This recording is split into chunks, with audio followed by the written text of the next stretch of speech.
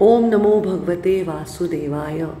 वाढदिवसाला कुठेतरी पळून जाण्याच्या उद्देशाने मी एका देवस्थानाला जाते आणि फार फार आनंद होतो। तिथेही लोक भेटतात, तिथेही शुभेच्छा देतात। बघा माझ्या मागे कसे हत्ती चालत आहे। हे व्हिडिओ आहे 2-3 दिवसाचे मिळून। मी माझ्या आईबरोबर आणि माझ्या मुलाबरोबर तिरुपतीला गेले।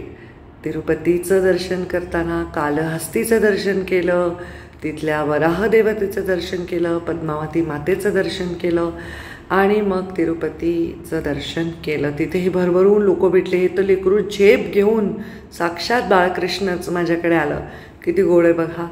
असं सगळ्या दर्शनामध्ये मी वेळ घालवला आणि माझ्या वाढदिवसामध्ये मला खूप आनंद झाला।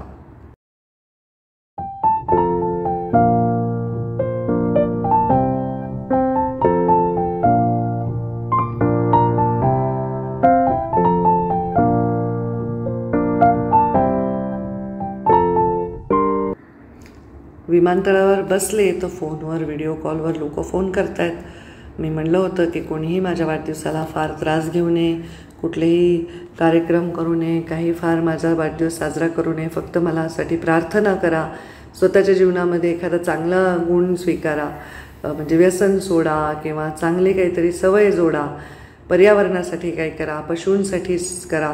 आणि मी नाही म्हणले तरी लोकांनी इतके भव्य माझ्या वाढदिवसाचे कार्यक्रम घेतले। मला असं वाटलं की तुम्ही एवढं का केलं रे। बघा रक्तदान पण करतायत, पण त्यांचे कार्यक्रमाचं स्वरूप बघून मात्र मी अत्यंत भावूक झाले। काय मी यांना रागवू, सद्गदित मी झाले। म्हणजे फक्त माणसांसाठी नाही तर प्राण्यांसाठी सुद्धा आपल्या ताईंच्या वाढदिवसानिमित्त लोकांनी कार्यक्रम केले।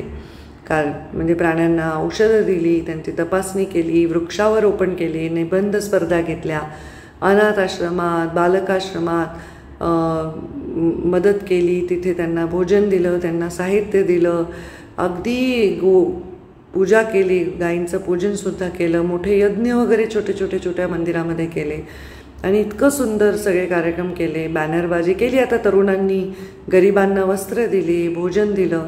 आता इतके चांगले कार्यक्रम केल्यावर मी काय म्हणून ह्या लोकांना बोलू, मला तर प्रश्नच पडतो। व्हिडिओ कॉलवर जितके अटेंड करता येईल तेवढे केले, पण अगदी हात जोडून नम्रपणे नतमस्तक होऊन जमिनीला अगदी माथा लावून मी ईश्वराचे आभार मानले। इतके प्रेम करणारे कार्यकर्ते आणि लोक मला मिळाले, हे माझं केवढं मोठं सौभाग्य आहे। माझ्याकडे याच्यासाठी शब्द नाहीत। धन्यवाद। तुम्ही त्रास करून घेतला म्हणून रागवावं असं वाटलं, पण तुमचा कार्यक्रम बघून मात्र वाटलं की याच्यामध्ये संस्कार आहेत, ह्याच्यामध्ये विचार आहेत, ह्याच्यामध्ये आचार आहेत। मी काय म्हणू, ही सगळी माझी लेकरंच हो, म्हणजे वयाने लहान असो मोठी असो, मातृत्वाच्या भूमिकेत त्यांनी मला ठेवलं आहे। त्यांनी एवढे गोड कार्यक्रम घेतले, मी त्यांचे आभार मानते आणि ईश्वर करो या सगळ्यांना खूप खूप चांगले जीवन जगायची संधी ईश्वराच्या माध्यमातून मिळो।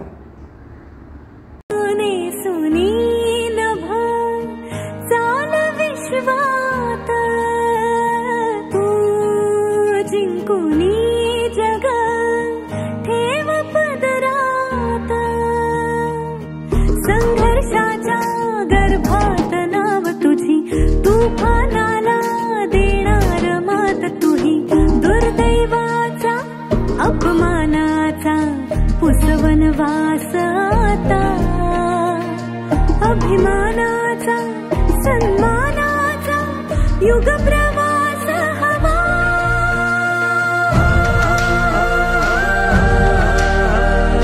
उदयाचा सूर्य तू, सूर्याचा पूर्व तू, गगनाचा गर्वही तू, वळव्याची आग तू, धगधगता ध्यास तू, लखलखता लावाही तू। असे सगळे कार्यक्रम करून घरी आले तर घरच्या पोरांनी, माझ्याकडे काम करणाऱ्या माझ्या सर्व स्टाफनी आणि माझ्या PA जे रेसिडेन्शियल असतात इथे असतात, सगळे आवर्जून सगळे आले होते। सर्वांनी माझा वाढदिवस साजरा केला। ऑफकोर्स माझा बादशाह, टायसन सगळे होते, प्रीतम आली होती, माझा मुलगा, आम्ही सगळ्यांनी केक कापला। रात्री 12ला केक कापला। परत दुसऱ्या दिवशी अजून दुसरा स्टाफ आला मंत्रालयातला, त्यांनी केक कापला। मी तर त्यांना हसत होते की अरे बाबा माझं वय काय, तुम्ही काय केक घेऊन मला लहान मुलीसारखं कापायला लावताय। मग मी छोटासा आमच्या अमित बरादेचा मुलगा, त्याला मांडीवर घेतलं, म्हटलं चल तूच केक काप। आणि माझ्या सगळ्या टीमनी मिळून, ही सगळी माझी टीम आहे, माझी वैयक्तिक टीम, माझी घरातली टीम आणि माझी मंत्रालयातली टीम, या सगळ्यांनी मिळून माझा वाढदिवस खूप वर्षांनी साजरा केला. 1995 साली माझा वाढदिवस रामटेकमध्ये साजरा झाला होता, 99ला नंतर झाला, त्यानंतर आत्ता. आणि ह्या माझ्या राधा कृष्णा.